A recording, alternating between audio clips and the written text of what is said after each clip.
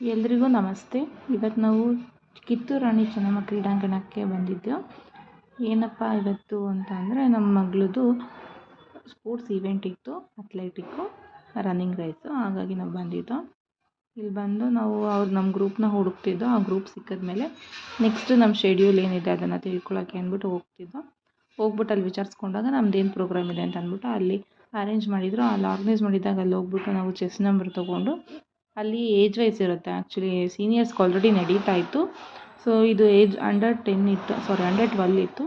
ಹಾಗಾಗಿ ನಾವು age wise ಇರೋದ್ರಿಂದ ಇಲ್ಲಿ ಯಾರ್ಯಾರು ಅಸೆಂಬಲ್ ಆಗಬೇಕು ಹೇಗೆ ಅಂತ ಅಂದ್ಬಿಟ್ಟು ಇನ್ಸ್ಟ್ರಕ್ಷನ್ಸ್ ಕೊಡ್ತಾಯಿದ್ರು. ಸೊ ನಾವು ಇನ್ಸ್ಟ್ರಕ್ಷನ್ ಫಾಲೋ ಮಾಡ್ಕೊಂಡು ಹೇಗೆ ನಡಿಬೇಕು ಅಂದ್ಬಿಟ್ಟು ಹೌದು. ಅದಾದಮೇಲೆ ನೆಕ್ಸ್ಟ್ ನಮಗೆ ಟ್ರ್ಯಾಕ್ ಹೋಗೋದಕ್ಕೆ ಅಲ್ಲಿ ಕರ್ಕೊಂಡು ಹೋಗ್ತಿದ್ರು. ಸ್ಟೆಪ್ ಮೇಲೆ ಡೈರೆಕ್ಟಾಗಿ ಟ್ರ್ಯಾಕಿಗೆ ಹೋಗೋಕ್ಕಾಗಲ್ಲ ಅಂತ ಅಂದ್ಬಿಟ್ಟು ನಮಗೆ ಸ್ಟೆಪ್ ಮೇಲಿಂದ ಕರ್ಕೊಂಡೋದ್ರು. ಅಲ್ಲಿಂದ ಮುಂದೆ ನೆಕ್ಸ್ಟ್ ಟ್ರ್ಯಾಕಿಗೆ ಹೋದರು. ಅಲ್ಲಿ ಆಲ್ರೆಡಿ ಸೀನಿಯರ್ಸ್ ನಡೀತಾ ಇತ್ತು. ಅವ್ರದ್ದು ನಡೀತಿದ್ದರಿಂದ ನಮಗಲ್ಲಿ ವೆಯ್ಟಿಂಗ್ ಪೀರಿಯಡ್ ಇತ್ತು. ಸೊ ಅಲ್ಲಿ ಕೂರಿಸ್ಬಿಟ್ಟು ನಮಗೆ ಇನ್ಸ್ಟ್ರಕ್ಷನ್ಸ್ ಕೊಡ್ತಾಯಿದ್ರು ಹೇಗೆ ಹೋಗಬೇಕು ಮಕ್ಕಳಿಗೆ ಅಂತ ಅಂದ್ಬಿಟ್ಟು.